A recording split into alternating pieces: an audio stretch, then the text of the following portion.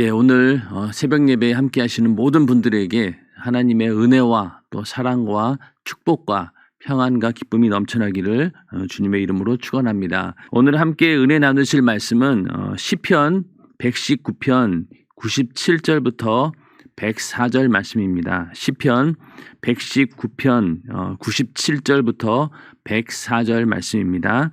다 함께 합독하시겠습니다. 내가 주의 법을 어찌 그리 사랑하는지요. 내가 그것을 종일 묵상하나이다. 주의 계명이 항상 나와 함께하므로 그것이 나로 원수보다 지혜롭게 하나이다. 내가 주의 증거를 묵상함으로 나의 명철함이 나의 모든 스승보다 승하며 주의 법도를 지킴으로 나의 명철함이 노인보다 승하니이다.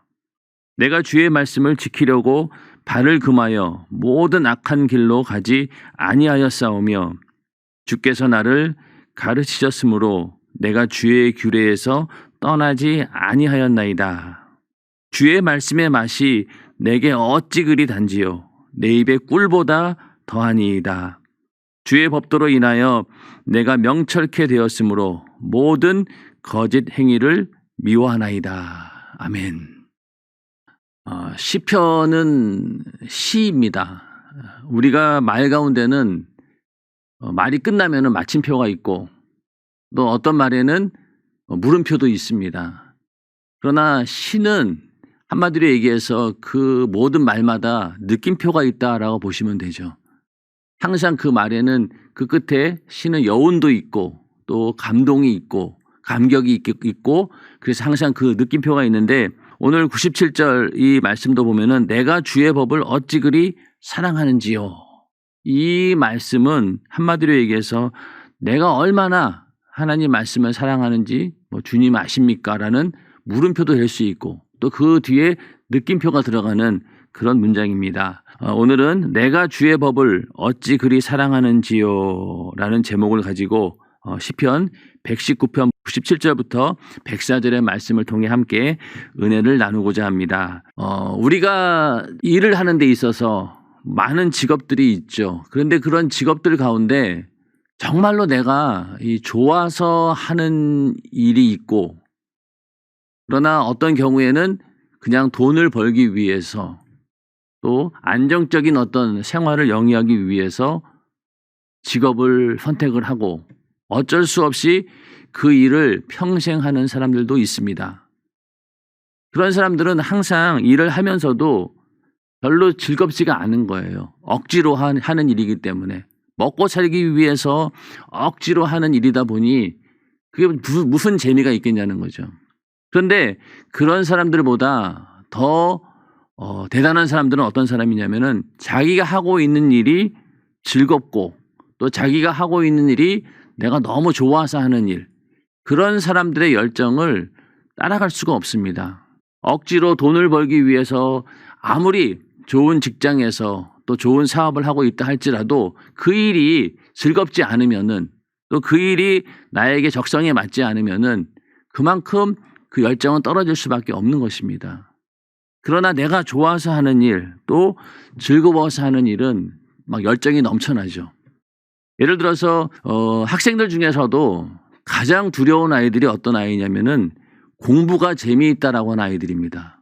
그 아이는 감당할 길이 없어요. 대부분의 아이들은 다 공부하기 싫어하고 책상에 앉아 있는 것조차 지겨워하는데 공부가 재미있다라고 하면은 그 아이의 어떤 그 성과는 대단한 것이죠. 대부분의 아이들은 공부보다는 게임하는 것이 즐겁고 노는 것이 즐거운데 공부하는 게 재밌다라고 하는 그런 아이들, 마치 게임을 하듯이 공부한다라고 하면은 그 아이의 성과는 대단한 거죠. 그렇게 되는 아이들이 사실은 얼마 안 되지만은 우리의 모든 인생에 있어서도 하고 있는 일들이 정말로 내가 좋아서 하는 일, 즐거워서 하는 일이라고 하면은 그만큼 더 좋은 일이 어디 있겠습니까?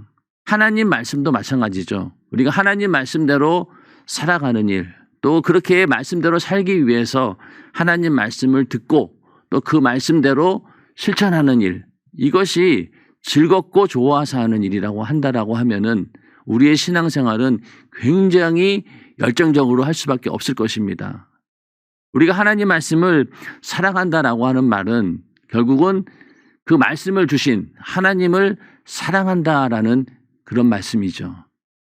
우리 신앙생활에 가장 큰 힘을 주고 또 가장 큰 능력을 발휘할 수 있는 것은 바로 이 사랑으로 인한 거기에서 나오는 사랑 때문에 하는 신앙생활, 이것이 대단한 능력을 발휘합니다. 우리가 신앙생활을 열심히 하는 그 동력이 어디에서 오느냐? 바로 주님을 사랑하기 때문에, 나를 구원하신 그 주님의 그 은혜와 사랑에 내가 가만히 있을 수 없다. 그 사랑에 어떻게든 보답한다는 그런 행동들이 그 주님을 너무나 사랑하기 때문에 나는 그렇게 할 수밖에 없다. 그런 어떤 자발적인 행동, 이런 것들은 정말로 세상이 감당치 못하죠. 그리고 어떤 사람들보다 그 신앙생활은 더욱더 빛이 나고 그 신앙생활 가운데 그 열정이라고 하는 것은 아무도 따라올 수가 없습니다. 그러므로 우리는 주님을 사랑하는 그 사랑을 가지고 신앙생활을 해야 됩니다.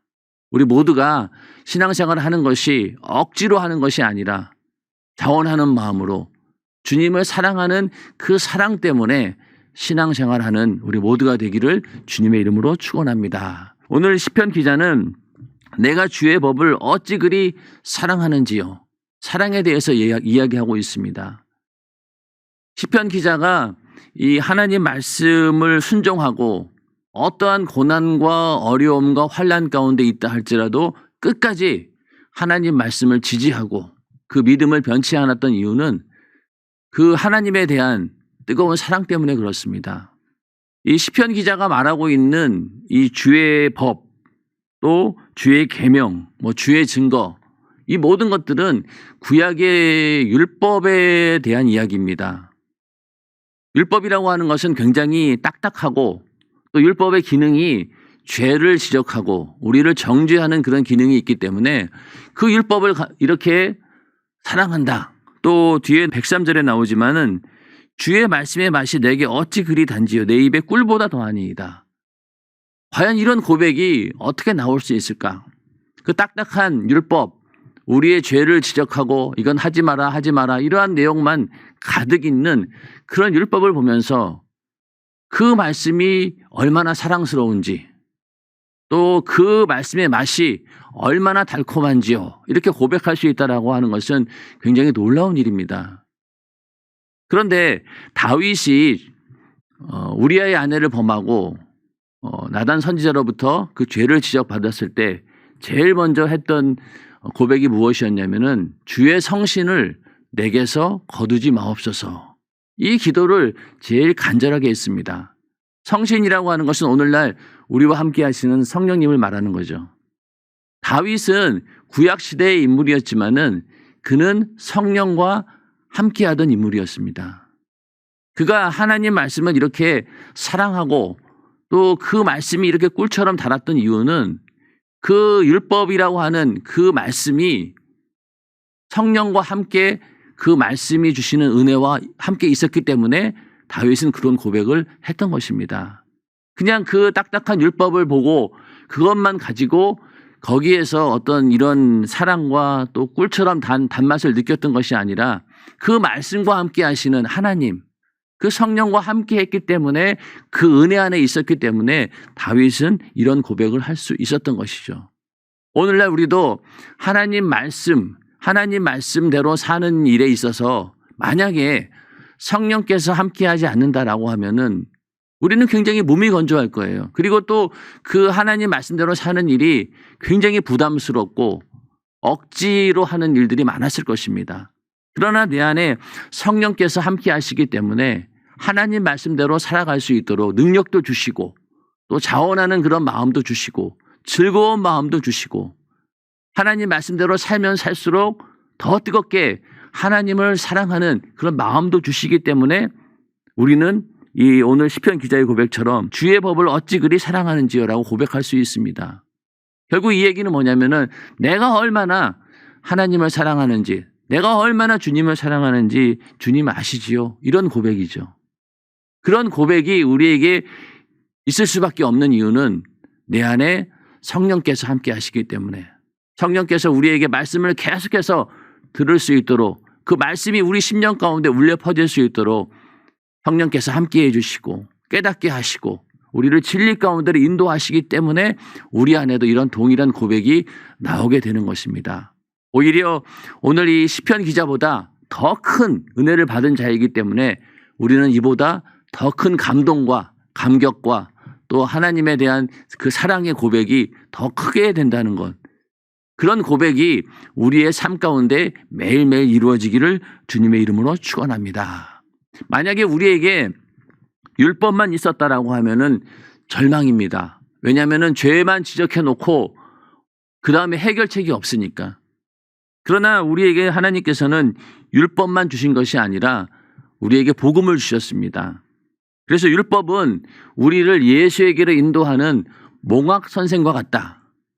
그러니까 우리를 예수를 만나도록 인도해 주는 그런 안내자다, 이렇게 말씀하고 있는데, 결국은 율법을 통해서 우리는 죄를 발견하게 되고 그 죄의 문제를 해결할 길이 없음을 알게 되고 우리는 어디에게로 갑니까? 바로 예수에게로 갑니다. 내 죄의 문제를 해결해 줄 예수에게로 갈 수밖에 없다는 얘기죠. 예수에게로 가서 우리는 죄사함을 받게 되고, 우리가 죄사함을 받고 나서 거룩해지면은 우리 안에 또 성령께서 오십니다. 성령께서 우리와 함께 하심으로 인해서 나에게 이루어진 이 구원의 은혜를 끝까지 유지할 수 있도록 인도해 주십니다. 그러므로 하나님 말씀은 이렇게 우리를 구원에 이르게 하는 법이고 그 모든 일들을 하나님께서 하시는 일이죠. 그런데 만약에 율법만 있었다라고 하면은 우리는 이렇게 온전한 자유함을 누리지 못했을 것입니다. 고린도후서 3장 15절부터 18절의 말씀을 보면은 오늘까지 모세의 글을 읽을 때에 수건이 오히려 그 마음을 덮었도다. 그러나 언제든지 주께로 돌아가면 그 수건이 벗어지리라. 이런 말씀이 이제 15절 16절에 나오는데, 이 얘기는 어떤 얘기냐면은 모세가 시내산에서 하나님을 만나서 하나님이 주시는 십계명을 받아서 내려올 때 하나님을 만난 자이다 보니까 그 얼굴의 광채가 너무나 대단한 거예요. 그 빛을 그 이스라엘 백성들은 감당할 길이 없었던 겁니다.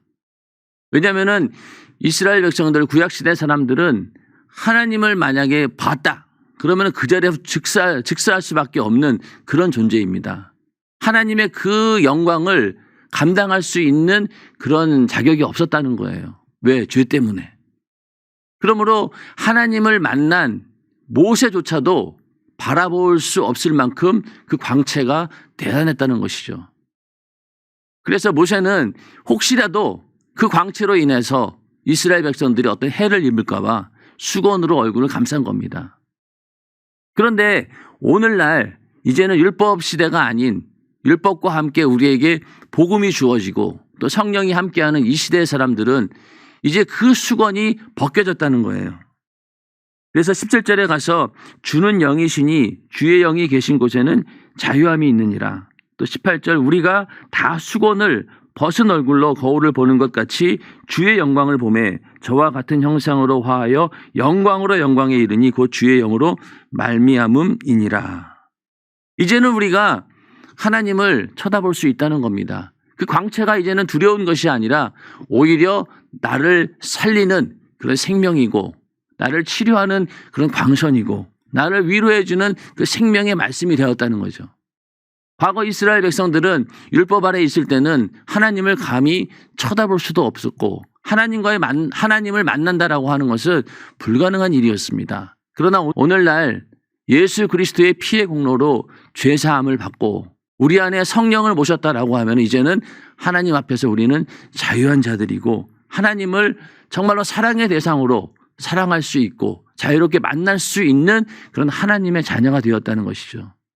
그러므로 이제는 그 수건이 완전히 벗겨졌다는 거예요. 율법을 통해서 우리는 더 이상 두려워할 필요가 없습니다. 무서워할 필요가 없습니다. 하나님을 두려운 존재로 나에게 저주를 내리는 그런 존재로 생각할 것이 아니라 오히려 내가 사랑해야 될 그런 대상으로 섬길 수 있다라고 하는 것은 예수 그리스도의 피의 공로로 인해서 우리의 죄의 문제가 해결되었고 그로 인해서 하나님 앞에 거룩함을 입었기 때문에 우리는 자유함으로 사랑의 대상으로 하나님을 만날 수 있는 것입니다.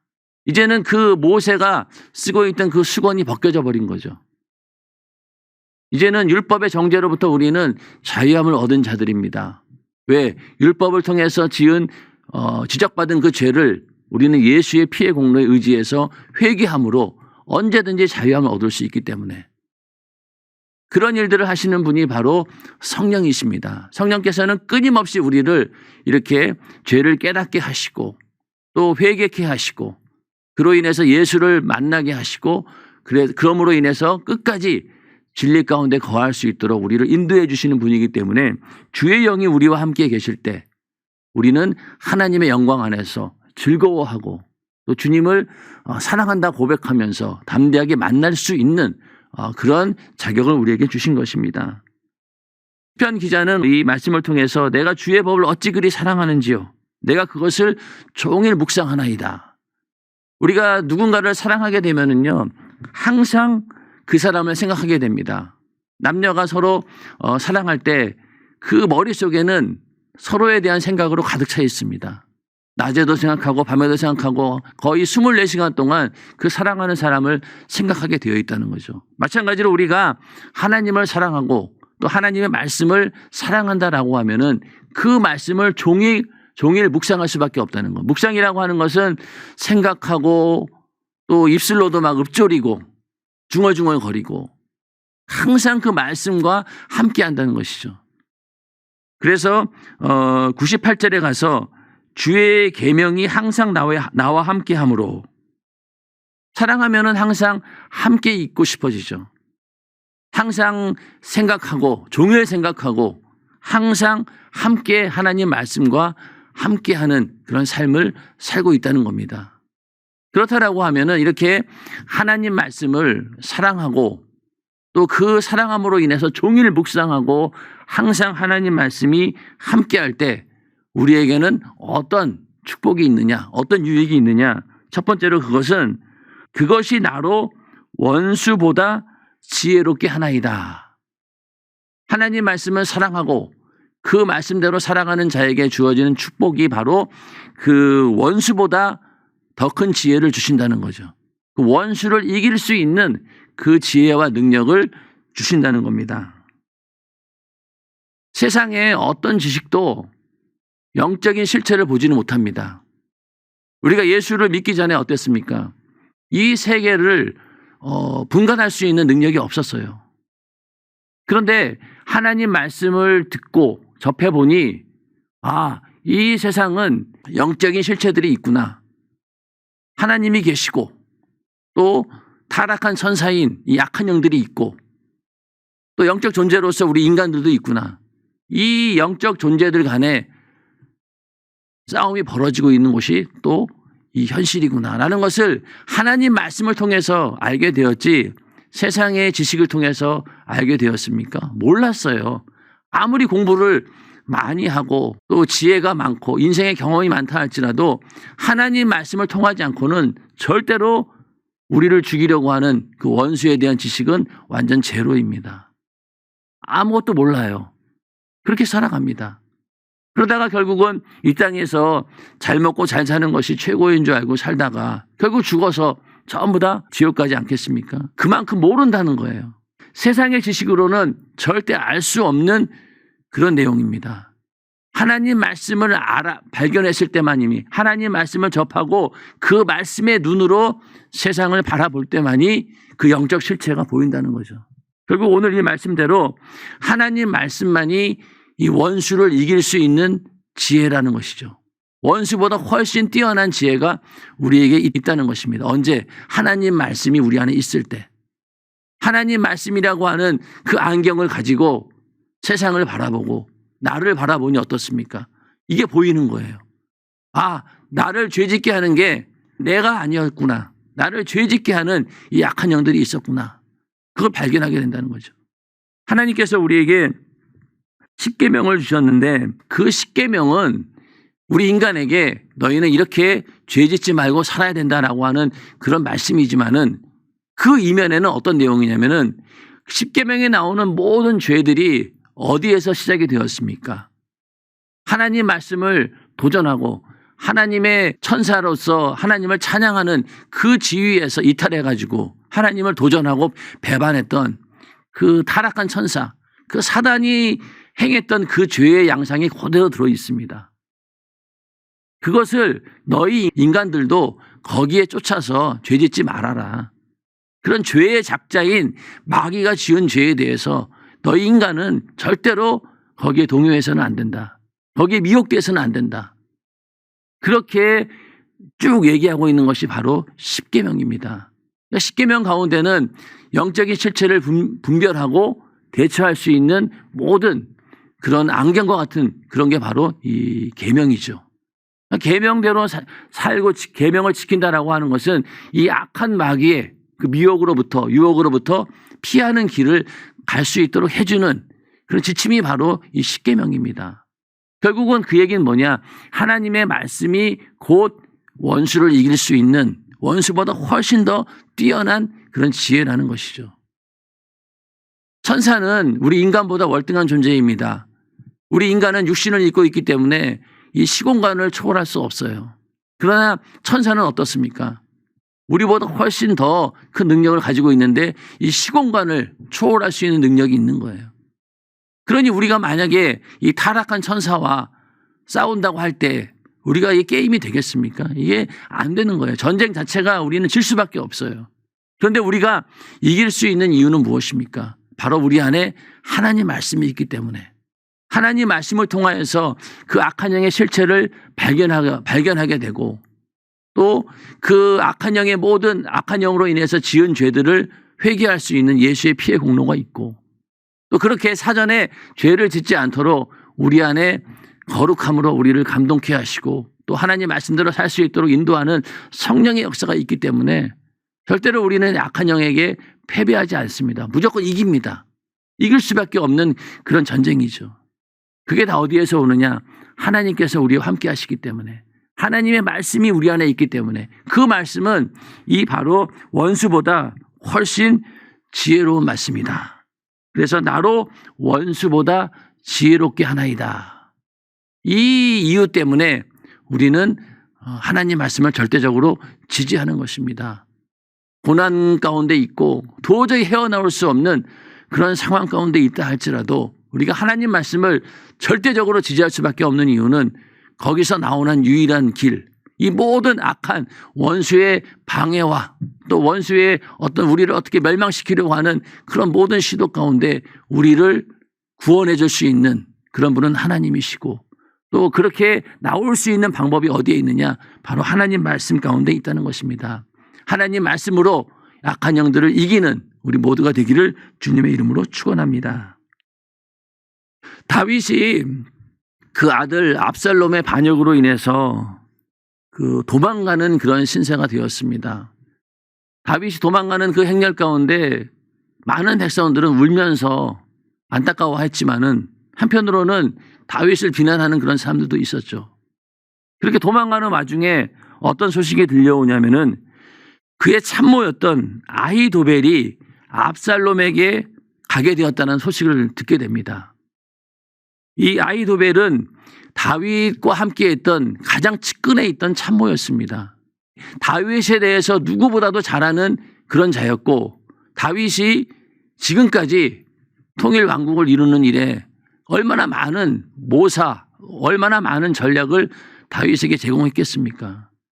다윗에 대해서 너무나 잘 알고 있는 자이고 그런 자가 적에게 갔으니 다윗 입장에서는 얼마나 두렵겠습니까? 자기를 너무나 잘 알고 있는 사람이 적진으로 갔으니. 그런데 그때 다윗은 그런 상황에서 어떻게 했냐면은 사무엘 하 15장 31절에 보면은 혹이 다윗에게 고하되 압살롬과 함께 모반한 자들 가운데 아히도벨이 있나이다 하니. 많은 사람들이 다윗을 배반했는데 그 가운데 가장 측근인 아히도벨이 있었다는 거예요. 다윗이 가로되 여호와여 원컨대 아히도벨의 모략을 어리석게 하옵소서 하니라. 다윗은 그 자리에서 그냥 기도했어요. 하나님께. 하나님, 그 아히도벨의 지혜보다 하나님의 지혜가 더 크시니 그 지혜를 어리석게 만들어 주시옵소서 기도한 겁니다. 결국은 그 아히도벨의 그 이후에 그런 많은 그런 어떤 다윗을 해하려고 하는 그런 시도들은 결국은 다 무너지고 맙니다. 다윗이 결국은 다시 돌아가게 되었으니까. 아히도벨을 두려워하지 않았던 이유가 무엇입니까? 바로 하나님 말씀은 그 적들의 생각보다 훨씬 우위에 있다는 것을 다윗은 알고 있었기 때문에 하나님과 함께 하시면은 절대로 그들의 지혜가 하나님을 앞서지 못한다는 것을 알았기 때문에 다윗은 이런 기도를 했던 것입니다. 우리도 이 세상에서 살면서 이 악한 영의 역사가 얼마나 두렵게 느껴질 때가 있습니까?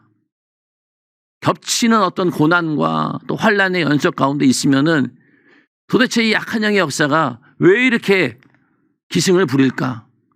이 역사가 언제쯤 끝날까? 그렇게 괴로워하는 절망 가운데 있다라고 하더라도 한 가지 기억해야 될 것은 절대로 그들은 하나님을 이기지 못한다. 하나님 말씀에 그 위에 서지는 못한다.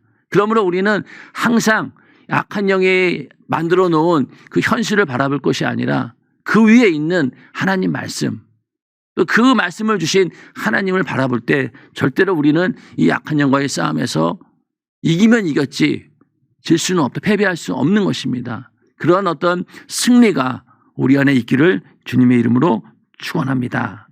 그 다음에 두 번째 우리에게 주시는 축복이 무엇이냐면은 99절 내가 주의 증거를 묵상함으로 나의 명철함이 나의 모든 스승보다 승하며. 하나님의 그 말씀을 우리가 우리가 그 증거를 묵상하고 그 하나님 말씀을 끝까지 쫓다 보면은 그 명철함이 나의 모든 스승보다 더 우위에 있다는 겁니다. 세상에서는 절대로 그 제자가 스승보다 앞서지는 못합니다. 그래서 제자가 스승보다 앞설 때 우리는 청출어람이라고 하죠. 청출어람. 그래서 그 스승 밑에 있던 제자가 오히려 더 뛰어난 그런 제자가 되었을 때 우리는 청출어람이라고 하는데 이런 일들이 이렇게 많지 않다는 거예요. 그리고 일부러라도 제자는 스승보다 앞서려고 하진 않습니다. 그 길을 쫓아가는 게 제자니까. 그러나 하나님의 말씀은 그렇지 않다는 거예요. 우리가 너희는 예수의 제자를 삼으라라고 할 때 그 말의 내용은 나의 제자를 삼으라고 하는 게 아니죠. 내가 스승이 되라는 말이 아닙니다. 그 사람들을 누구의 제자로 만들라는 거예요? 예수의 제자, 하나님의 제자, 하나님의 그 말씀을 따르는 그런 제자로 만들라는 것이죠. 그러므로 어떤 경우에는 나보다도 훨씬 더 큰 인물들이 나올 수 있겠죠. 내가 만약에 전도한 사람이 나보다 신앙생활 더 못하리라는 법은 없죠. 오히려 더 잘할 수도 있습니다. 어떤 사람들은 전도했는데 전도한 사람마다 전부 다 목사가 된 그런 사람들도 있잖아요. 그런 거 보면은 절대로 우리는 나의 제자를 만드는 게 아니라 예수의 제자를 만들어내는 겁니다. 내가 스승이 되는 게 아니라 예수님만이 스승이 되시는 거죠. 그런 것처럼 하나님 말씀은 이 세상의 어떤 스승보다도 더 큰 지혜를 가지고 있다. 우리는 언제든지 내 안에 하나님 말씀이 있고 예수께서 나와 함께 하신다라고 하면은 이 세상의 어떤 지식보다 어떤 누구보다 뛰어난 그런 지혜를 가지고 있다는 것입니다. 그 다음에 또 어떤 우리에게 축복이 있느냐? 주의 법도를 지킴으로 나의 명철함이 노인보다 승하니이다. 이 노인은 이 나이를 먹고 연로하게 되었다라고 하는 것은 어떤 의미냐면은 이 세상에 산전수전을 다 겪고 인생이라고 하는 그 오랜 시간들을 살아오면서 그 몸으로 체득한 수많은 지혜들이 있다는 거예요. 그러니까 노인들이 하는 이야기, 어르신들이 하는 이야기 속에는 다 그 안에는 의미가 있습니다. 살아온 경험에서 나오는 말이기 때문에 당장은 젊은 사람들 입장에서는 그게 들려오지 않지만은 나중에 세월을 지나서 내가 또 노인이 되었을 때 그때 그 말의 진정한 의미를 깨닫게 되죠. 그들이 하는 한마디 한마디는 정말로 체험에서 나오는 지혜입니다. 그런 지혜보다 하나님 말씀이 더 승하다는 거예요. 그러므로 우리가 하나님 말씀을 내가 가지고 있다라고 하면은 그 노인이 가지고 있던 평생을 통해서 얻어온 그 지혜와 지식을 내가 하나님 말씀을 통해서 지금 당장 얻을 수 있다는 겁니다. 만약에 어렸을 때부터 우리가 하나님 말씀을 내 마음에 간직하고 그 말씀대로 산다라고 했을 때 그 노인이 가지고 있던 그 풍부한 지혜와 지식을 어린 나이에 갖게 되는 거잖아요. 그러니 얼마나 인생을 살아가는 일에 참 든든하겠냐고요. 우리가 하나님 말씀을 자녀들에게 끊임없이 가르치려고 하고 그 하나님 말씀을 그들의 심령 가운데 그들의 신비에 새겨놓으려고 하는 이유는 무엇입니까? 바로 인생을 살아가는 데 있어서 또 그들의 영혼을 보존하기 위해서 하나님 말씀만이 최고의 지식이기 때문에 그들이 인생의 성공도 마찬가지 아니겠습니까? 만약에 이러한 스승보다 더 큰 지혜, 노인들보다 더 뛰어난 지혜를 하나님 말씀을 통해서 가지고 있다라고 하면은 그들이 얼마나 인생을 지혜롭게 살아갈 수 있겠냐는 거죠. 그것만 이루어진다라고 하면은 부모로서는 걱정이 없습니다. 그거보다 더 든든한 일이 없다는 얘기죠. 그러므로 아이들에게 끊임없이 하나님 말씀을 가르치고 하나님이 어떠한 분이신지, 하나님이 너를 얼마나 사랑하는 분이신지, 너에게 얼마나 큰 은혜를 베푸신 분인지를 끊임없이 알고 깨닫게 할 때 그 아이는 그 말씀대로 성장하게 되고 그것보다 더 안전하게 그들을 지켜내는 길은 없다는 것이죠. 부모가 아무리 그 자녀를 지키려고 한들 지킬 수 있습니까? 못 지킵니다. 그러나 하나님께서 그들을 지켜주실 때 우리는 마음을 놓을 수 있다는 겁니다. 그래서 이렇게 원수보다 더 뛰어난 지혜, 그리고 이 세상에 있는 어떤 스승보다 뛰어난 지혜, 그리고 노인보다 더 뛰어난 그런 지혜가 어디에 있느냐? 하나님 말씀 가운데 있다는 거죠. 그런데 이 하나님 말씀을 그냥 알고 지식으로 끝난다라고 하면은 그것은 진정으로 아는 것이 아니죠. 말씀을 사랑하는 사람들도 있지만은요, 말씀에만 욕심을 내는 사람들도 있습니다. 그냥 하나님 말씀에 욕심만 있는 거예요. 그러니까 듣는 것만 듣는 거죠. 여기저기 찾아다니면서 말씀만 막 들어요. 우리가 음식도 과하게 먹으면 어떻게 됩니까? 배탈 나죠. 그런 것처럼 하나님 말씀을 사랑하는 것이 아니라 하나님 말씀에 욕심만 내는 사람들은 그냥 듣기만 해요. 귀만 커지고 그것이 소화가 안 되는 거죠. 그러니 배탈 납니다. 탈이 나요. 영적으로 안 좋은 일이 생깁니다. 그러나 하나님 말씀을 사랑하는 자들은 그 말씀을 듣는 것으로 끝나는 게 아니죠.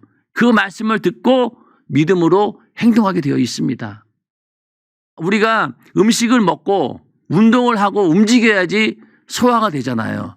그래야지 또 다음 음식을 먹을 때 맛있게 먹을 수 있는 건데, 만약에 그렇지 않고 음식만 먹기만 하고 운동을 안 해가지고 배출이 안 되면 어떻게 되겠어요? 에너지가. 그러면은 결국은 배탈 나는 거예요. 탈납니다. 그런 것처럼 하나님 말씀도 우리가 듣기만 한다고 되는 게 아니란 얘기죠. 그 말씀대로 내가 살아낼 때, 그 말씀을 우리의 삶 가운데 이루어낼 때, 그때 비로소 하나님 말씀이 우리 안에 이루어지는 것 자체가 내가 그것이 하나님 말씀을 아는 것이고 체험하는 것입니다. 그게 없다라고 하면은 항상 우리는 이 소화 불량에 걸리게 되어 있습니다. 101절에 보면은 내가 주의 말씀을 지키려고 발을 금하여 모든 악한 길로 가지 아니하였사오며, 그러니까 주의 말씀을 지켰다는 거예요. 또 실제로 내 행동이 발을 금하면서 모든 악한 일로 가지 않았다는 겁니다. 행동을 말하고 있죠. 또 102절에 주께서 나를 가르치셨으므로 내가 주의 규례에서 떠나지 아니하였나이다. 그 하나님 말씀을 떠나지 않았다는 거예요. 다 여기에는 나의 행동이 들어 있습니다. 하나님께서는 우리를 은혜 가운데 인도하시고 또 진리 가운데 인도하시지만은 절대로 우리 인격을 무시하거나 초월하지는 않습니다. 내가 스스로, 내가 자발적으로 하나님을 사랑하는 마음으로 그런 행동을 하기를 할 수 있도록 여건을 만들어 주시는 분이시지 절대로 억지로 우리를 행동하게는 하지 않습니다. 그러므로 우리 인격을 초월하지 않아요. 내가 하나님 말씀대로 사는 것, 내가 악의 길에서 떠나는 것, 이것은 내가 해야 될 일인 거예요. 그 가운데 그렇게 할 수 있도록 나를 인도해 주시는 능력을 주시고 그렇게 할 수 있는 마음을 주시는 분은 하나님이시지만은 결정적으로 그 일을 해야 되는 사람은 바로 나입니다. 하나님 말씀을 지키려고 하고 또 발을 금해서 악한 길로 가지 않으려고 해야 되고 그 규례에서 떠나지 않으려고 하는 그 나의 모든 인격을 총동원해서 그렇게 해야지만이 하나님께서도 함께 하시는 것이지 나는 그렇게 하려고 하지 않는데 하나님이 억지로 해주지 않는다는 얘기입니다. 그래서 우리의 모든 인격을 다 사용해서 하나님께서는 당신의 존재를 드러내기를 원하시는 거죠. 그렇게 했을 때 그것이 하나님께 영광이 되는 것이지 우리를 막 억지로 끌고 와서 하게 만들면 그것이 과연 영광이 되겠냐는 거죠. 아닙니다. 그거는 우리가 자발적으로 하나님을 사랑하는 마음으로 내 인격을 총동원해서 하나님 말씀을 이루어냈을 때 그것이 하나님께 영광이 되는 것이죠. 103절에 가서 주의 말씀의 맛이 내게 어찌 그리 단지요 내 입에 꿀보다 더하니이다. 하나님 말씀이 우리에게 처음부터 이렇게 꿀보다 달았습니까? 예수 믿기 전에 생각해 보세요. 예수 믿으세요. 하나님 말씀 전하면은 오히려 막 이상한 사람 취급하고 절로 가 이러면서 거부하지 않았습니까? 우리가 먹기 싫은 음식 막 아무리 주면은 준다 한들 먹습니까? 뱉어버리죠. 그런 것처럼 우리는 원래 내가 죄인임을 깨닫지 못했을 때 하나님의 은혜를 발견하지 못했을 때는 하나님 말씀을 먹는 것 자체가 이것은 뱉어버릴 도저히 먹을 수 없는 그런 양식이었습니다. 그런데 어떻습니까? 예수 그리스도를 만나고 하나님의 은혜를 알고 또 말씀의 그 맛을 우리가 체험한 다음부터는 어떻습니까? 그때부터는 이 하나님 말씀이 너무나 단 거예요. 듣는 것이 너무나 즐겁습니다. 그 말씀대로 살아가는 일이 너무나 즐겁고 기쁩니다. 그러니까 우리는 처음부터 하나님 말씀을 단 것처럼 여길 수는 없는 그런 존재였다는 거죠. 죄 때문에. 그러나 그 죄의 문제가 해결되고 하나님의 은혜 안에 있을 때 어떻습니까? 하나님 말씀이 우리 안에 정말로 단맛으로 느껴진다는 거죠. 꿀맛처럼 느껴지게 되어 있다는 겁니다. 그러나 만약에 지금 이 순간 하나님 말씀을 듣는 것이 이렇게 단맛이 나지 않는다라고 하면은 우리의 신앙의 건강 상태를 점검해 보아야 됩니다. 병이 나면 어떻습니까? 밥맛이 없잖아요. 일단은 먹기가 싫어져요. 그런 것처럼 내 영적인 건강에 문제가 있을 때 우리는 하나님 말씀 듣는 것이 즐겁지도 않고 들으려고 하지도 않고 그것이 꿀처럼 맛있다? 그런 게 절대로 우리에게 이게 전달이 되지 않습니다. 그렇게 달지 않아요. 먹기 싫어요. 그렇다라고 하면은 내 안에 분명히 영적인 건강에 문제가 있다라고 하는 것이죠. 항상 이 말씀의 맛을 잃을 때 우리는 내 신앙에 문제가 생겼구나 라는 그런 경각심을 가지고 다시 입맛이 돌아올 수 있도록 하나님 말씀을 들을 때마다 꿀맛처럼 느낄 수 있도록 우리를 만들어내야 됩니다. 잠언서 27장 7절에 보면은 배부른 자는 꿀이라도 싫어하고 줄인 자에게는 쓴 것이라도 다니라. 자, 이건 뭐냐면은 정말로 배가 고프면은 무얼 먹어도 맛있죠. 그러나 배가 부르면은 꿀도 싫은 거예요. 배가 부르다는 건 어떻습니까? 세상으로 가득 차 있고 세상의 욕망으로 가득 차 있고 세상을 향한 내 육신의 소욕과 정욕으로 가득 차 있으면은 하나님 말씀을 아무리 들어도 맛이 없어요. 그러나 내 영혼이 줄이고 내 영혼의 때를 간절히 사모하고 의에 줄이고 목마른 자는 어떻습니까? 하나님 말씀을 먹을 때마다 너무나 맛있는 거죠. 의에 줄이고 목마른 자가 복이 있다라고 하신 말씀이 바로 그렇게 영적으로 갈급함을 가지고 있어야지만이 하나님 말씀이 주시는 그 풍요를 누릴 수 있다는 거죠. 그게 없으면은 배가 불러가지고 먹으려고 하지 않는다는 겁니다.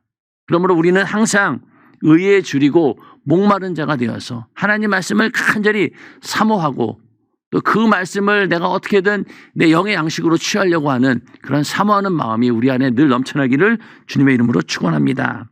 104절에 가서 주의 법도로 인하여 내가 명철케 되었으므로 모든 거짓 행위를 미워하나이다. 하나님 말씀을 알고 하나님의 은혜 안에 들어오면 어떻습니까? 그때부터 죄를 미워하게 되어 있습니다.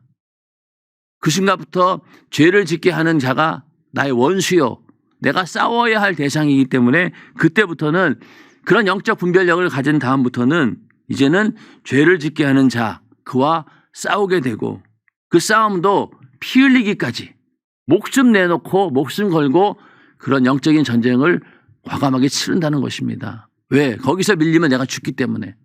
그래서 우리가 하나님 말씀을 인해서 이제는 그런 명철, 영적인 실체를 알고 보는 그런 영적인 눈이 열리게 되었고 영적 분별력을 갖게 되었고 그때부터 모든 거짓 행위를 미워한다. 이 악한 영과의 싸움을 시작되었고 그때부터 죄를 미워하고 죄를 짓지 않기 위해서 피 흘리기까지 노력한다라는 그런 말씀입니다. 오늘 말씀을 통해서 우리 안에 내가 주의 법을 어찌 그리 사랑하는지요라는 그런 고백이 넘쳐나기를 주님의 이름으로 축원합니다. 또한 주의 말씀의 맛이 내게 어찌 그리 단지요 라는 그런 감탄사가 우리의 삶 가운데 넘쳐나기를 주님의 이름으로 축원합니다. 이 시간 기도하겠습니다.